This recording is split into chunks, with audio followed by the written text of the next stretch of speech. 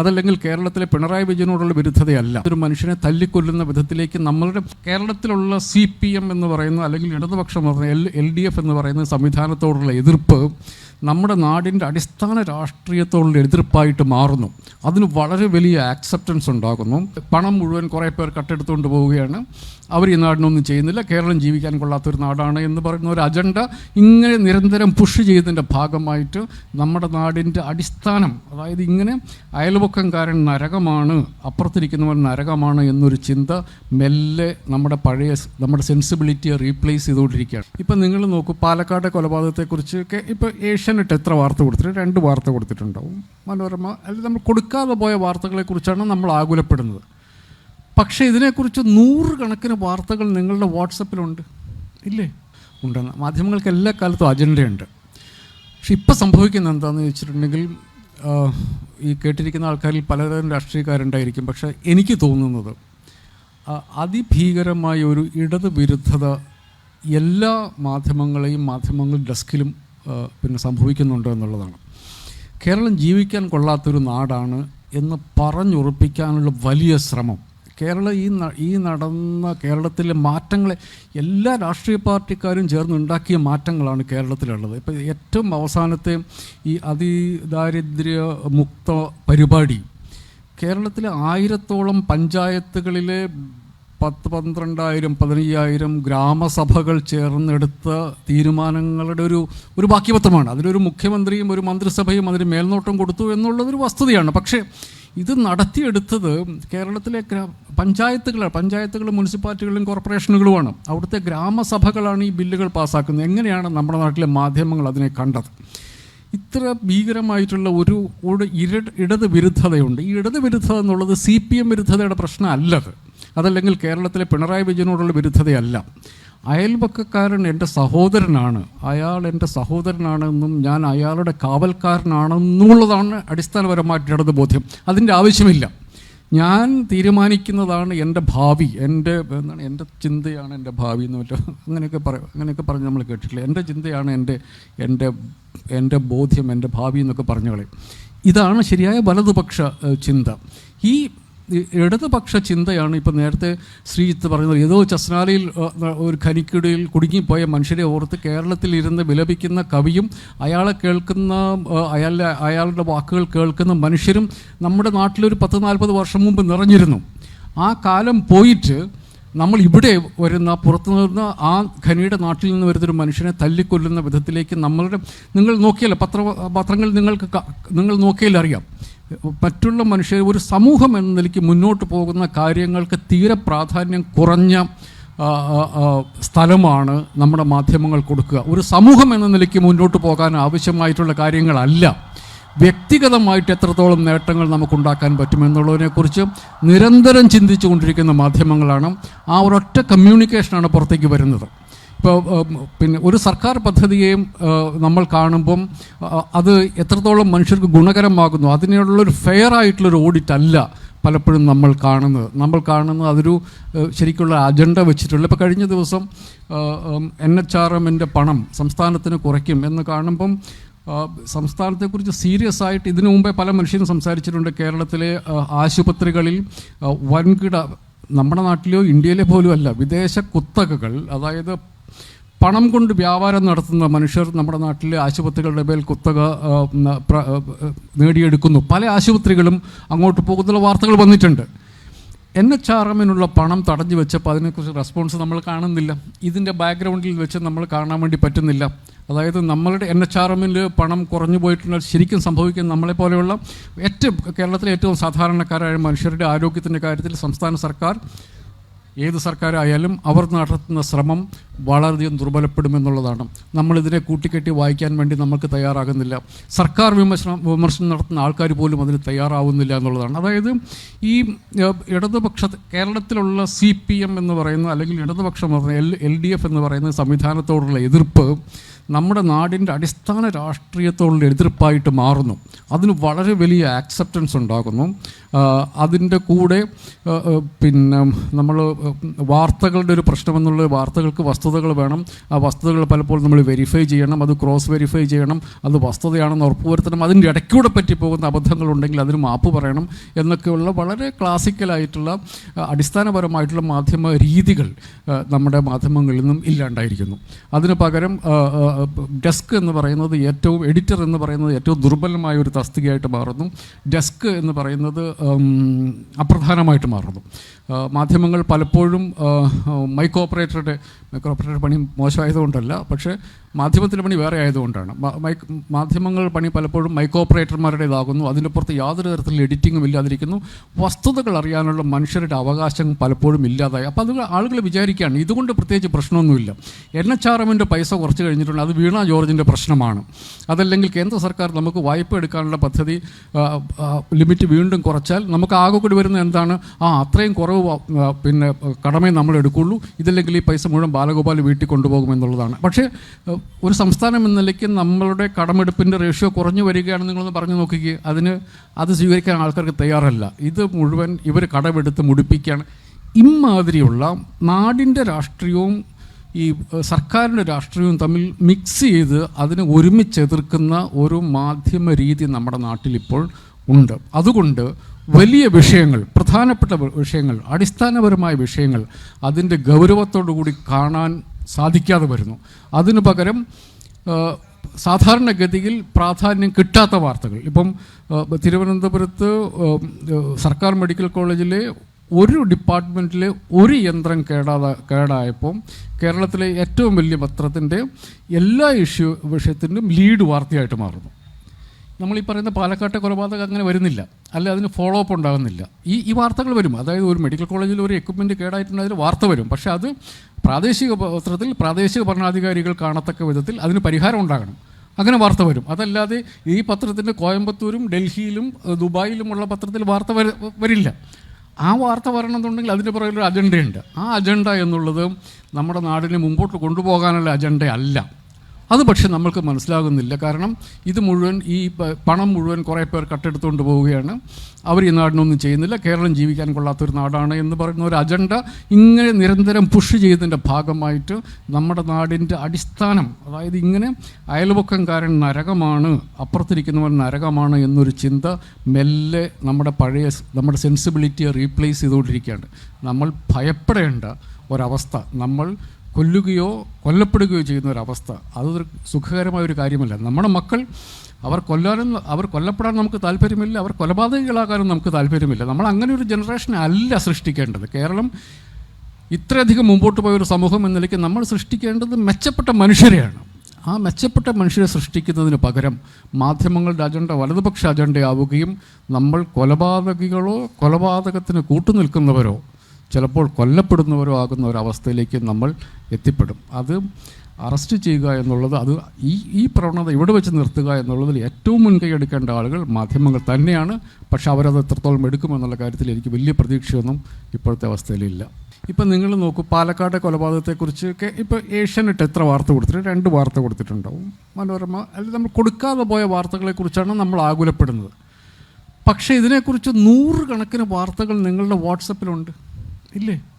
നിങ്ങളുടെ എല്ലാവരുടെയും വാട്സപ്പ് ഗ്രൂപ്പുകളിൽ അന്യസംസ്ഥാന തൊഴിലാളികളും പിന്നെ വേഷം കൊണ്ട് തിരിച്ചറിയാൻ പറ്റുന്ന ആളുകൾ എങ്ങനെയാണ് അവർ നമ്മുടെ സമൂഹത്തിന് അപകടം വരുത്തി വെച്ചിരിക്കുന്നുള്ളതിനെക്കുറിച്ചുള്ള ഒരു 200 നിങ്ങളുടെ ഭാഷ പറഞ്ഞ കണ്ടൻറ്റുകൾ ഇപ്പോൾ ഇതിൻ്റെ അകം പ്രത്യക്ഷം ഇറങ്ങിയിട്ടുണ്ടാവും. അത് നിങ്ങളുടെ ഈ സാധനത്തിൽ വന്നിട്ടുണ്ടാവും, നിങ്ങളുടെ മൊബൈൽ ഫോണിൽ വന്നിട്ടുണ്ടാവും, വാട്സപ്പ് ഗ്രൂപ്പിൽ വന്നിട്ടുണ്ടാവും, യൂട്യൂബ് ചാനലുകളിൽ വന്നിട്ടുണ്ടാവും, ഫേസ്ബുക്ക് ഗ്രൂപ്പുകളിൽ വന്നിട്ടുണ്ട്. അതുകൊണ്ട് ഞാനൊരു 2 വർഷത്തിലധികമായി മെയിൻ സ്ട്രീം മാധ്യമങ്ങളെ ഞാൻ കുറ്റപ്പെടുത്താറില്ല. കാരണം 2 കാരണങ്ങളാണ്. ഒന്ന്, മെയിൻ സ്ട്രീം മാധ്യമങ്ങളെ മനുഷ്യർ ഓൾറെഡി അവർ കാലിബ്രേറ്റ് ചെയ്ത് കഴിഞ്ഞു. നമുക്ക് മലയാളികൾക്ക് അറിയാം മാധ്യമങ്ങൾ എത്രത്തോളം പറയും എത്രത്തോളം പറയില്ല എന്നുള്ളതിനെക്കുറിച്ച് നമുക്കറിയാം. നമ്മൾ അവരെ അളന്നു കഴിഞ്ഞു. മലയാളിയുടെ സെൻസിബിലിറ്റി, സാധാരണ സെൻസിബിലിറ്റി അതിലും കുറച്ചുകൂടി ഉയർന്നതാണ്. നമ്മൾ തോറ്റുപോകുന്നത് ഈ മൈക്രോ മീഡിയയുടെ മുമ്പിലാണ്. കേരളം എന്ന് പറഞ്ഞാൽ, ഞാൻ നേരത്തെ പറഞ്ഞ ഇടതുപക്ഷ രാഷ്ട്രീയം, ഇടതുപക്ഷ ബോധം മാനവിക ബോധം ഇല്ലാതായി പോകുന്നത് ഏഷ്യാനെറ്റോ മലയാള മനോരമയോ മാതൃഭൂമിയോ കൊണ്ടല്ല.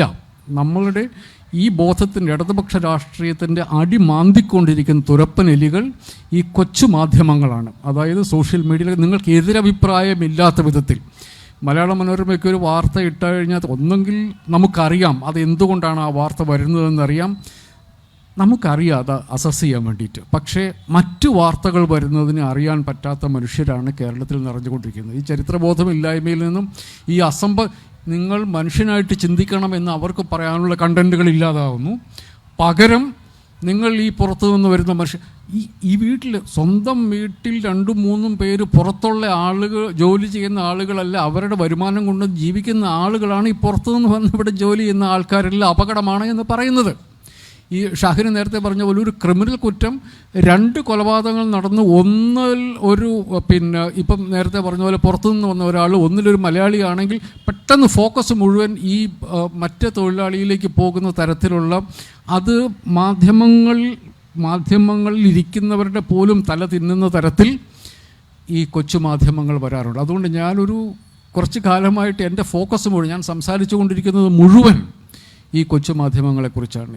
ഈ വാട്സപ്പ് ഗ്രൂപ്പുകളിൽ വരുന്ന, കുടുംബ ഗ്രൂപ്പുകളിൽ വരുന്ന മനുഷ്യത്വ വിരുദ്ധത, ആ മനുഷ്യത്വ വിരുദ്ധതയാണ്, അതിൻ്റെ രാഷ്ട്രീയമാണ് നമ്മൾ കേരളത്തെ മെല്ലെ മെല്ലെ ഇപ്പം വിഴുങ്ങിക്കൊണ്ടിരിക്കുന്നത്. അതായിട്ട് ഞാൻ പറഞ്ഞത്, ഇപ്പം നമ്മൾ മലയാള മനോരമയിലും മാതൃഭൂമിയിലും ഏഷ്യാനെറ്റിലും നമ്മൾ വരണമെന്ന് ആഗ്രഹിക്കുന്ന ഇതിനെ കണ്ടം ചെയ്തുകൊണ്ട് ഇതിനെ എതിർത്തുകൊണ്ടുള്ള വാർത്തകൾ വരണമെന്നാണ്. പക്ഷേ ഇതൊക്കെ സംഭവിക്കേണ്ടതാണ്. എങ്ങനെയാണ് ഈ കുടിയേറ്റക്കാർ, ഇൻഫിൽട്രേറ്റേഴ്സ്, ഇന്നലെ പ്രധാനമന്ത്രി പറയുന്നുണ്ടായിരുന്നു, ഗുസ്ബൈറ്റിയ, ഈ ഇൻഫിൽട്രേറ്റേഴ്സ് അവരാണ് എങ്ങനെയാണ് നമ്മൾ ഡെമോഗ്രഫി മാറ്റുന്നത് എന്നിങ്ങനെ പ്രധാനമന്ത്രി അവിടെ നിന്ന് പറയും.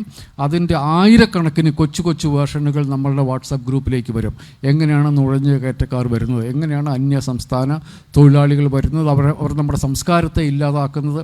ഞാൻ ശരിക്കും ആലോചിച്ച് നോക്കുമ്പോൾ ഈ പെരുമ്പാവൂരിൽ നിന്നൊക്കെ അടുത്ത MLA ഒക്കെ വരുന്നത് ബംഗാളിയൊക്കെ സംസാരിക്കുന്ന മനുഷ്യരായിരിക്കും. അത് എനിക്ക് 1-2 തെരഞ്ഞെടുപ്പിൽ അത് സംഭവിക്കും. നമ്മൾ ഇതിന് മാത്രം കിടന്ന് ബഹളം വെക്കാനൊന്നുമില്ല.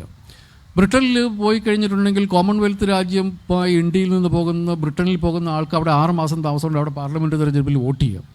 ഇവിടെ മക്കളും കൊച്ചുമക്കളും ഒക്കെ ഇവിടെ ഈ നമ്മുടെ പള്ളിക്കൂടത്തിൽ പഠിച്ച് ഇവിടുന്ന് ക്ലാസ്സും റാങ്കും ഒക്കെ മേടിക്കുന്ന പിള്ളേരൊക്കെ ഇതിലൊക്കെ നടക്കുമ്പം അവരുടെയൊക്കെ പ്രതിനിധികൾ നമ്മുടെ നിയമസഭയിൽ വരുന്നു എന്നുള്ളതിനെ ഞാനിങ്ങനെ നോക്കിയിരിക്കുകയാണ് അവരെപ്പോഴാണ് വരുന്നത് എന്നുള്ളത്. അതിൻ്റെ അപ്പുറത്തേക്ക് നമ്മൾ എന്താണ് ചിന്തിക്കുന്നത്? ഞാൻ മലബാറിലേക്ക് കുടിയേറിയ ഒരു മനുഷ്യൻ്റെ കൊച്ചുമകനാണ്. അവിടുത്തെ മനുഷ്യർ സമുദായ ക്രിസ്ത്യാനികളാണ് അങ്ങോട്ട് കുടിയേറിയ മനുഷ്യരിൽ ഒരു 99%. അവിടെ ഉണ്ടായിരുന്ന മനുഷ്യരെല്ലാം ഹിന്ദുക്കളായിരുന്നു. അധികം പേരും ഹിന്ദുക്കളും വളരെ കുറച്ച് മുസ്ലിങ്ങളും. ആ മനുഷ്യരെല്ലാവരും ഇങ്ങനെ ഈ കുടിയേറ്റക്കാരെ ഇങ്ങനെ കണ്ടാൽ എന്താകുമായിരുന്നു? എൻ്റെ വല്യപ്പുറൊക്കെ എന്ന് ഏറ് കൊണ്ട് ഭരിച്ചിട്ടുണ്ടായിരുന്നേര്. അങ്ങനെയല്ലല്ലോ നമ്മൾ മുമ്പോട്ട് പോകുന്നത് അപ്പുറത്ത് നിൽക്കുന്ന ഒരാൾ മനുഷ്യനാണ് എന്ന് തന്നെ കരുതിയിട്ടാണ്. ഈ മനുഷ്യത്വമാണ് ഈ കൊച്ചു മീഡിയകൾ, വാട്സപ്പും ഈ യൂട്യൂബ് ചാനലുകളും വരുന്ന വിഷങ്ങളിൽ കൂടി നമ്മുടെ മനസ്സിലേക്ക് പോകുന്നത്. അത് ആദ്യം ഭക്തിയുടെ രൂപത്തിൽ, കുടുംബ ഗ്രൂപ്പുകളുടെ രൂപത്തിൽ ഇതൊക്കെ വരും. ഇത് ആണ് അടിസ്ഥാനപരമായി നമ്മുടെ രാഷ്ട്രീയത്തെ നശിപ്പിക്കുന്നത്. മറ്റുള്ള മനുഷ്യൻ്റെ കാര്യത്തിൽ ഉത്തരവാദിത്വമുണ്ട്. എൻ്റെ അടുത്തിരിക്കുന്ന ആളുടെ കാര്യത്തിൽ എനിക്ക് ഉത്തരവാദിത്വ ബോധമുണ്ട്. ഒരു സമൂഹം എന്ന നിലയ്ക്ക് മാത്രമേ നമുക്ക് മുൻപോട്ട് പോകാൻ പറ്റൂ എന്നുള്ള ഏറ്റവും അടിസ്ഥാനപരമായിട്ടുള്ള ഇടതുപക്ഷ ധാരണ. അതുകൊണ്ട് മാത്രമേ അങ്ങനെ മനുഷ്യൻ മുമ്പോട്ട് പോയിട്ടുള്ള ചരിത്രമുള്ളൂ. എന്തുകൊണ്ടാണ് മുതലാളിത്തത്തിൽ ചൂഷണം വരുന്നത് പറഞ്ഞാൽ അത് അതിൻ്റെ സ്വാഭാവികമാണ്. അതിൻ്റെ അപ്പുറത്തേക്ക് നമ്മൾക്ക് നമ്മുടെ കാര്യം മാത്രം നോക്കാനുള്ള ചോദനയെ പിടിച്ചിരുത്താനും എൻ്റെ അയൽവക്കക്കാരൻ, എൻ്റെ സഹോദരൻ്റെ കാവൽക്കാരനാണ് ഞാൻ എന്നുള്ള ബോധ്യം ഉറപ്പുവരുത്തി നമ്മൾ വളരെ വിജയിച്ച ആളുകളാണ്. അതല്ല എങ്കിൽ അങ്ങ് എവിടെയോ ഉള്ളൊരു ഖനിയിൽ പോയി മരിച്ച മനുഷ്യരെക്കുറിച്ച് ഇവിടെ കിടന്ന് നിലവിളിക്കേണ്ട ആവശ്യമില്ല. അവൻ എൻ്റെ സഹോദരനാണെന്നുള്ള തോന്നലിൽ നിന്നാണ് ആ നിലവിളി വരുന്നത്. അതിന് പകരം നമ്മളിപ്പം ഇവിടെ ആൾക്കാരെ തല്ലിക്കൊല്ലാൻ തുടങ്ങിയിട്ടുണ്ടെങ്കിൽ നമ്മൾ സൂക്ഷിക്കേണ്ടതാണ്. അത് വേറെ ആരും മാധ്യമങ്ങൾ സൂക്ഷിക്കുന്നുള്ളതല്ല, നമ്മൾ ഓരോരുത്തരും സൂക്ഷിക്കണം എന്നുള്ളതാണ്. ഈ വർത്തമാനം നിങ്ങളുടെ ഓഫീസിൽ കേൾക്കും. ഈ അന്യസംസ്ഥാന തൊഴിലാളികൾ എത്രത്തോളം ഉപദ്രവമാണ് നമ്മുടെ നാട്ടിലെ മനുഷ്യർക്ക് വരുത്തി വെക്കുന്നതിനെക്കുറിച്ചുള്ള വർത്തമാനം നിങ്ങളുടെ തീന്മേശയിൽ ചിലപ്പോൾ ആരെങ്കിലും ഒരാൾ ഈ വാട്സപ്പ് ഗ്രൂപ്പിൽ നിന്ന് വർത്തമാനം പറഞ്ഞ് ആ സാധനം എടുത്ത് പുറത്തിടും. നമ്മുടെ കമ്പനിയിൽ നിന്നുള്ള ആളുകൾ പുറത്തിടും. നമ്മൾ ബസ് സ്റ്റാൻഡിലിരിക്കുമ്പോൾ, നമ്മൾ ട്രെയിനിലിരിക്കുമ്പോൾ ഉറപ്പായിട്ടും നിങ്ങളിത് കേൾക്കും. എങ്ങനെയാണ് ഇവർ നമ്മുടെ നാടിനെ അപകടപ്പെടുത്തുന്നത്? അത് തിരിച്ചു പറയാനുള്ള ഒരു ഡേറ്റാബേസ് നമ്മൾ ഉണ്ടാക്കേണ്ടിയിരിക്കുന്നു. അതാണ് സത്യത്തിൽ എനിക്ക് തോന്നുന്നു ഇതിനെ പ്രതിരോധിക്കാനുള്ള ഒരേ ഒരു മാർഗം എന്നുള്ളത്. ഒന്ന്, നമ്മുടെ ചരിത്രത്തെക്കുറിച്ചുള്ള മെച്ചപ്പെട്ട ധാരണ നമ്മൾ ഉണ്ടാക്കിയെടുക്കുക. രണ്ട്, എങ്ങനെയാണ് കുടിയേറ്റക്കാർ, കാരണം കുടിയേറ്റക്കാർ എന്നുള്ളത് വളരെ സീരിയസ് ആയിട്ടുള്ള പ്രശ്നമാകാൻ വേണ്ടി പോവുകയാണ്, എങ്ങനെയാണ് കുടിയേറ്റക്കാർ അവരവരുടെ നാടുകളെ മെച്ചപ്പെടുത്തിയത് എന്നുള്ളതിൽ ചരിത്രത്തെക്കുറിച്ച് നമ്മൾ സ്വയം പഠിക്കുകയും മറ്റുള്ള മനുഷ്യരോട് പറയുകയും ചെയ്യേണ്ടിയിരിക്കുന്നു. അമേരിക്കൻ ഐക്യനാടുകൾ എന്നുള്ളത് കുടിയേറ്റക്കാർ മാത്രം ഉണ്ടാക്കിയിരിക്കുന്ന ഒരു രാജ്യമാണ്. ലോകത്തിലെ ഏറ്റവും സമ്പന്നമെന്ന് സ്വയം അവകാശപ്പെടുന്ന അമേരിക്കൻ ഐക്യനാടുകൾ അവിടുത്തെ മനുഷ്യരെ മുഴുവൻ എലിമിനേറ്റ് ചെയ്ത്, അവരുടെ ഭക്ഷണം എലിമിനേറ്റ് ചെയ്ത്, അവരുടെ ഭക്ഷണത്തിൻ്റെ സാധ്യതകൾ പോലും എലിമിനേറ്റ് ചെയ്ത് പുറത്തു നിന്ന് വന്ന് മനുഷ്യർ മാത്രം കെട്ടിയുണ്ടാക്കിയ ഒരു നാടാണ്. അവിടെയാണ് ഇപ്പോൾ ട്രംപിസ്റ്റുകൾ വരുന്നത്. അവരാരാ? 3 തലമുറ. ട്രംപിൻ്റെ മുത്തച്ഛൻ ജർമ്മൻകാരനായിരുന്നു. അയാളാണ് വന്നിരുന്ന് ഇപ്പോൾ കുടിയേറ്റക്കാരെക്കുറിച്ച് സംസാരിക്കുന്നത്. അപ്പോൾ ഇങ്ങനെ അതിവിചിത്രമായ, നമുക്ക് എളുപ്പം ഖണ്ഡിക്കാൻ പറ്റുന്ന വാദങ്ങൾ പോലും വളരെ സ്വീകാര്യമായിട്ട് നമ്മുടെ സ്വീകരണ മുറിയിലേക്കും നമ്മുടെ തീന്മേശ സംഭാഷണങ്ങളിലേക്കും വരുന്നുണ്ടെങ്കിൽ നമ്മൾ സൂക്ഷിക്കേണ്ട സമയമാണ്. എനിക്ക് തോന്നുന്നു നമ്മൾ ഒരു രാഷ്ട്രീയ മൂല്യം എന്ന നിലയ്ക്ക് നമ്മൾ കൊണ്ടു നടക്കേണ്ടത് ഇതിനെ എങ്ങനെ പ്രതിരോധിക്കാൻ പറ്റുമെന്നുള്ള ചിന്ത. ഞാൻ ആലോചിച്ചു കൊണ്ടിരിക്കുന്നത് അതാണ്. എന്നെ സംബന്ധിച്ചിടത്തോളം ഏറ്റവും വലിയ പ്രശ്നം മലയാള മനോരമയും മാതൃഭൂമി ഏഷ്യാനെറ്റും അല്ല. അവർ പറയുന്ന ഞാൻ നേരത്തെ പറഞ്ഞതുപോലത്തെ ഉള്ള വാർത്തകളല്ല. അത് നമ്മൾ ഖേദകരമാണ്. അത് ജേർണലിസത്തിൻ്റെ അളവുകോൽ വെച്ച് നോക്കുമ്പോൾ അത് ബോറാണെന്നേ ഉള്ളതേ ഉള്ളൂ. ഒരു സമൂഹത്തിൻ്റെ, ഒരു മനുഷ്യൻ ഇതിലേക്കൂടെ നടന്ന് ജീവിക്കുന്ന ഒരു മനുഷ്യൻ എന്നതിൽ എനിക്ക് ചിന്തിക്കുമ്പോൾ എനിക്ക് മാധ്യമങ്ങളെക്കുറിച്ച് വേവലാതിയില്ല. പക്ഷേ എൻ്റെ അടുത്ത് നിൽക്കുന്ന മനുഷ്യൻ്റെ യൂട്യൂബിലും വാട്സപ്പിലും വന്ന് ചാടിക്കിടക്കുന്ന വിഷലിപ്തമായ സന്ദേശങ്ങളെക്കുറിച്ച് ഞാൻ ആകുലപ്പെടുന്നു. എപ്പോഴാണ് അവൻ എനിക്കെതിരെ തിരിയുന്നത്, അല്ലെങ്കിൽ ഞാൻ അയാൾക്കെതിരെ തിരിയുന്നത്? കാരണം അതിഭീകരമായ വാർത്തകളാണ് ഇത് വന്നുകിട. എൻ്റെ തല എപ്പോഴാണ് തിരിയുന്നത് എനിക്കറിയില്ല. ഈ ഒരു വളരെ സീരിയസ് ആയിട്ടുള്ളൊരു പ്രശ്നമുണ്ട്. ഇതുപോലത്തെ ഒരു വേദിയൊക്കെ ആ ചിന്തകളെ എങ്ങനെ മുമ്പോട്ട് കൊണ്ടുപോകാൻ വേണ്ടി പറ്റും, ഇതിനെ എങ്ങനെ പ്രതിരോധിക്കാൻ പറ്റുമെന്നുള്ള ചിന്ത ഓരോരുത്തരും ആലോചിച്ച് തുടങ്ങേണ്ട സമയമായി എന്നുള്ളതാണ് എനിക്ക് തോന്നുന്നത്. എനിക്കൊരു ചെറിയ ഒരു കാര്യം പറയാനുള്ളത്. 2 ആഴ്ച മുമ്പ് ഈ റോഹിംഗ്യകളെ കുറിച്ചുള്ള ഒരു കേസ് സുപ്രീം കോടതിയിൽ വന്നു. അത് കഴിഞ്ഞ മെയ് മാസം 5 റോഹിംഗ്യകളെ പോലീസ് അറസ്റ്റ് ചെയ്തു. അവരെ കാണുന്നില്ല. അവരുടെ പേരിൽ ഹേബിയസ് കോർപ്പസ് ഹർജി വന്നതാണ്. സുപ്രീം കോടതി ചീഫ് ജസ്റ്റിസ് സൂര്യകാന്ത് അധ്യക്ഷനായിട്ടുള്ള ബെഞ്ചിൻ്റെ മുമ്പിലാണ് വന്നത്. നമ്മുടെ സാധാരണഗതിയിൽ ഒരു കോടതിയും ചോദിക്കാത്ത ചില ചോദ്യങ്ങൾ ആ കോടതി ചോദിച്ചു. ആ കോടതി ചോദിച്ചു, നിങ്ങളെന്തിനാണ് ഇതിനുമാത്രം ബുദ്ധിമുട്ടുന്നത്? ഇവിടെയുള്ള മനുഷ്യർക്ക് തന്നെ അടിസ്ഥാന സൗകര്യങ്ങൾ കൊടുക്കാൻ വേണ്ടി സർക്കാരിന് പറ്റുന്നില്ല, പിന്നെ എന്തിനാണ് നിങ്ങൾ ഈ പുറത്തുനിന്നുള്ള മനുഷ്യരുടെ കാര്യത്തിൽ ഇത്രയധികം ബോധേടാകുന്നത്? എന്നെ സംബന്ധിച്ച് അത് ഭയങ്കര ഞെട്ടിപ്പിക്കുന്ന ഒരു റെഫറൻസാണ് ഈ കോടതിയുടെ ഭാഗത്തു നിന്ന് വന്നത്. അപ്പോൾ ഞങ്ങളുടെ പിറ്റേ ദിവസത്തെ വാർത്ത വന്നതിൻ്റെ പിറ്റേ ദിവസം ഞങ്ങൾക്കൊരു എഡിറ്റ് മീറ്റിംഗ് ഉണ്ട്. ആ എഡിറ്റ് മീറ്റിങ്ങിൽ ഞാൻ പറഞ്ഞു, we need to write about this. ഇതാണ് നമ്മൾ ഞെട്ടിപ്പിക്കുന്ന ഒരു വാർത്തയാണ് ഒരു ഇന്ത്യക്കാരൻ എന്ന നിലയ്ക്ക്. അപ്പോൾ ഞങ്ങൾ തീരുമാനിച്ച പിറ്റേ ദിവസം ഞാൻ അതിനെക്കുറിച്ചൊരു എഡിറ്റോറിയൽ എഴുതി. കാരണം നമ്മുടെ ആർട്ടിക്കിൾ 14 തുല്യതയ്ക്കുള്ള അവകാശം എന്നുള്ളത് ഇന്ത്യയുടെ സർക്കാരിൻ്റെ അധികാരത്തിലുള്ള എല്ലാ മനുഷ്യർക്കും അവകാശപ്പെട്ടതാണ്, പൗരന്മാർക്ക് മാത്രമുള്ളതല്ല. ഇന്ത്യയുടെ ടെറിട്ടോറിയൽ അതോറിറ്റിയുടെ കീഴിലുള്ള എല്ലാ മനുഷ്യർക്കും, റോഹിംഗ്യനാകട്ടെ, ചൈനീസ് ആകട്ടെ, പാകിസ്ഥാനി ആകട്ടെ, അജ്മൽ കസബ് ആകട്ടെ, അയാൾക്കുള്ള അവകാശം നിയമത്തിന് മുമ്പിൽ തുല്യതയ്ക്കുള്ള അവകാശമാണ്. ഹേബിയസ് കോർപ്പസ് എന്ന് പറയുന്ന ഒരു മനുഷ്യൻ്റെ ജീവൻ, അയാൾ എവിടെ, അയാളെ കൊണ്ടുവരൂ, പ്രൊഡ്യൂസ് ദ ബോഡി എന്നുള്ളതാണ് ആ വാക്കിൻ്റെ അർത്ഥം തന്നെ. സുപ്രീം കോടതി ചീഫ് ജസ്റ്റിസിന് അതിനെക്കുറിച്ച് കേൾക്കേണ്ടതേ ഇല്ല. ആർട്ടിക്കിൾ 14 എല്ലാ പൗരന്മാർക്കും ഉള്ളതാണ്. ആർട്ടിക്കിൾ 21 എല്ലാ പൗരന്മാർക്കും ഉള്ളതാണ്. എല്ലാ മനുഷ്യർക്കുമുള്ളതാണ്. ജീവനോ സ്വത്തോ പരിമിതപ്പെടുത്തണമെന്നുണ്ടെങ്കിൽ അത് വ്യവസ്ഥാപിതമായ മാർഗങ്ങളിലൂടെ അല്ലാതെ ചെയ്യാൻ പാടില്ല എന്നുള്ളതാണ് ആർട്ടിക്കിൾ 21. അതെല്ലാ മനുഷ്യർക്കും ബാധകമാണ്, പൗരന്മാർക്ക് മാത്രമല്ല. അപ്പോൾ ഞാനിത് റോഹിംഗ്യകൾക്ക് സംരക്ഷണം കൊടുക്കണോ, അവരെ പൗരന്മാരാക്കി കണക്കാക്കണോ എന്നുള്ളതൊക്കെ സർക്കാരിൻ്റെ നയപരമായ തീരുമാനങ്ങളാണ്. അവിടെ കയറിയും സുപ്രീം കോടതിയുടെ മുമ്പിലുള്ള പരിമിതമായ ചോദ്യം മാത്രമേ ഉള്ളൂ. നിങ്ങളുടെ മുമ്പിൽ ഇന്ത്യയിൽ നിന്ന് പോലീസ് പിടിച്ചു കൊണ്ടുപോയി എന്ന് പറയപ്പെടുന്ന മനുഷ്യർ എവിടെ എന്നുള്ള ചോദ്യമാണ്. ആ ചോദ്യം പറയുമ്പോൾ ബാക്കിയുള്ള പൗരന്മാരുടെ കാര്യം അല്ല സുപ്രീം കോടതി പറയേണ്ടത്. എനിക്കറിയാവുന്ന ഭാഷയിൽ രൂക്ഷമായിട്ടുള്ള എഡിറ്റോറിയലാണ് എഴുതിയത്. പിറ്റേ ദിവസം എൻ്റെ പത്രം വായിച്ചുകൊണ്ടാണെന്ന് ഞാൻ അവകാശപ്പെടുകയല്ല, ഞാനത് എഴുതിയെന്ന് മാത്രം പറയുകയാണ്. ഇന്ത്യയിലെ നീതിബോധമുള്ള മനുഷ്യർ അതിനെക്കുറിച്ച് വർത്തമാനം പറയാൻ തുടങ്ങി. ഇന്ത്യയിലെ ഏകദേശം 8 or 9 ഉള്ള റിട്ടയേർഡ് ജഡ്ജിമാർ അവർ ചീഫ് ജസ്റ്റിസിന് കത്തെഴുതി, നിങ്ങൾ ഈ കാണിച്ചത് ശുദ്ധ മര്യാദകേടാണ്, ഇത് ഭരണഘടനാ വിരുദ്ധമാണ്. ഒരു മനുഷ്യൻ മുമ്പിൽ വന്നാൽ അയാളുടെ ജീവൻ കാണുന്നില്ല, അയാളെ കാണുന്നില്ല എന്ന് പറഞ്ഞാൽ ബാക്കിയുള്ള പൗരന്മാർ എന്ത് ചെയ്യുന്നു എന്നുള്ളത് നോക്കിയല്ല നിങ്ങൾ ആ കാര്യം തീരുമാനിക്കേണ്ടത്, ആ പരാതിയിൽ കഴമ്പുണ്ടോ എന്ന് തീരുമാനിക്കണമെന്ന് പറഞ്ഞു. ഇപ്പോൾ ഇരിക്കുന്നു അതിനുശേഷം ചീഫ് ജസ്റ്റിസിനെ അനുകൂലിച്ച് അതിൽ കൂടുതൽ ജഡ്ജിമാർ എഴുതി, അതിന് മറുപടിയായി എഴുതി. അറ്റ്ലീസ്റ്റ് ഒരു ചർച്ചയെങ്കിലും ഉണ്ടായി. എങ്ങനെയാണ് നമ്മൾ നീതിന്യായ കോടതിയിലിരിക്കുന്ന മുഖ്യ ന്യായാധിപൻ അയാളുടെ ഒരു മനുഷ്യനെ കാണുന്നില്ല, അദ്ദേഹം പറയേണ്ടത് പോലീസിനോട് ചോദിച്ചാൽ നിങ്ങൾ പിടിച്ചോ ഇല്ലേ എന്ന് ചോദിക്കാനുള്ള ഉത്തരവാദിത്വം അദ്ദേഹത്തിനുണ്ട്. അതിന് പകരം അദ്ദേഹം സർക്കാരിൻ്റെ പണിയെടുക്കുകയാണ്. പൗരനും സർക്കാരിനും ഇടയ്ക്കുള്ള ഏറ്റവും വലിയ സംരക്ഷണ ഭിത്തിയാണ് ഭരണഘടന.